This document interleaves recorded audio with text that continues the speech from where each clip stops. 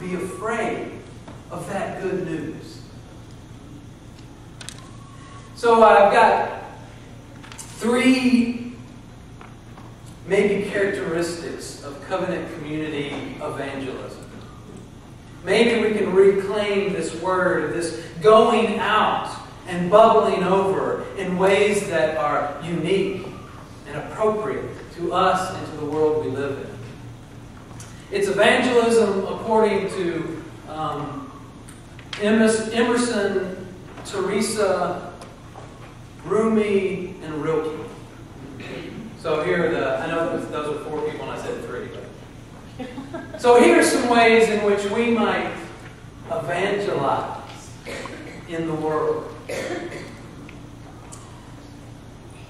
The text that we just read is a perfect example of what started rolling out of Jerusalem. What started bubbling over in the apostles was a way of life. This text is one of the most beautiful texts that begins to describe what is the embodiment of this way of life in community. And it's beautiful. They met day by day in the temple. They broke bread at homes. They sold their possessions and gave to all as any had need. They had the goodwill of all people. And in that way of life, in this way of practicing being community, they were experiencing wholeness.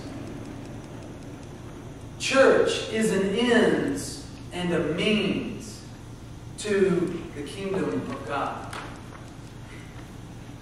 The way in which we are with each other is the very good news that we go out into the world with.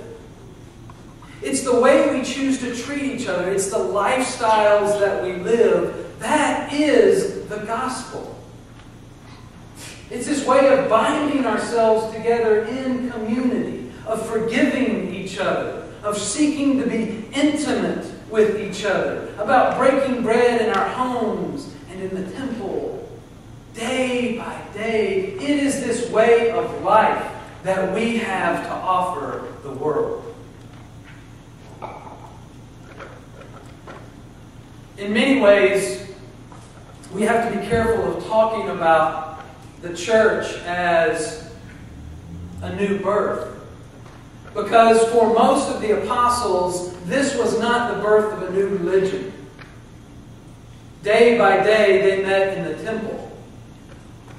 That is the synagogue. That is the Jewish community.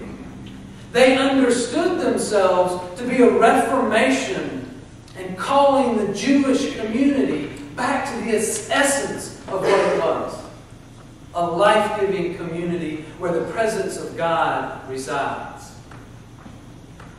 And so all of these movements that we see throughout history are movements that get embodied in a people who share a way of life together. I've been reading about Saint Teresa of Avila. And she was a woman mystic who was doing a reformation in the Catholic Church just as the Reformation was going on in the Protestant Church with Zwingli and Luther and Calvin, our own forefather in the Presbyterian Church. That Reformation was happening, but there was also a Reformation happening in the Catholic Church that remained in the Catholic Church. And it was happening in the monastic movement. And it was happening by a band of mystic women led by Saint Teresa of Avila. And she was calling people back to a way of life.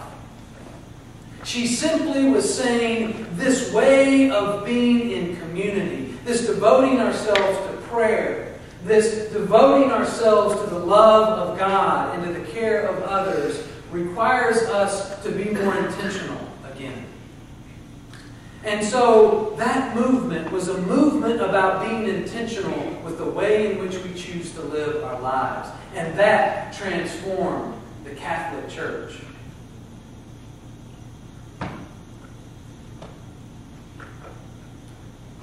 This Reformation this transformation of the Christian life and message has to happen in the intentionality of our lives with one another. We get to invite people into a community, into a way of being together. And that is our good news. The second characteristic maybe of CCC evangelism would be the articulation of our faith in a world that needs good articulation. In the in the story of Acts, Acts is really set up around these speeches. There are 30 speeches in Acts, most of them done by Paul and Peter.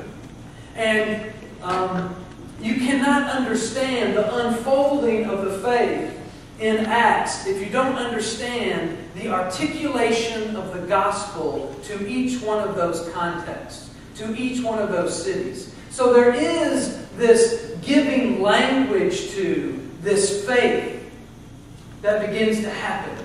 And there are these wonderful speeches that Paul and Peter are doing where they are trying to articulate in words what they are experiencing, who this Christ was in their experience and in their lives. There is this need to articulate a faith.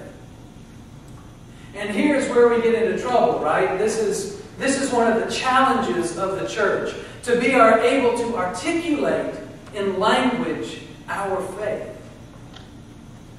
Because we are in a time where we question language itself. Postmodernism, or one of the characteristics of postmodernism, is to say that language is always limited to a context. Language is always symbolic.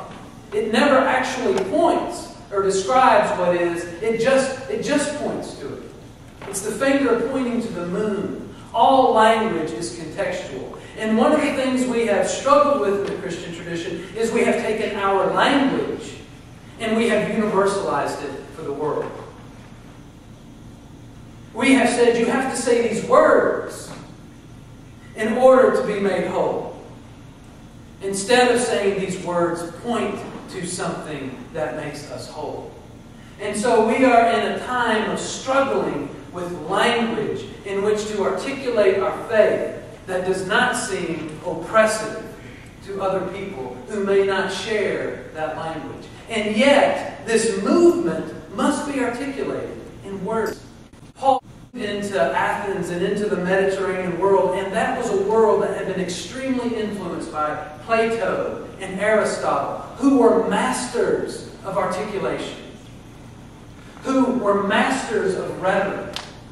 And so for the gospel, for the good news, for the Spirit of God to be embodied in those places, they had to articulate with great clarity what they were experiencing, or it would not open up for those people at that time.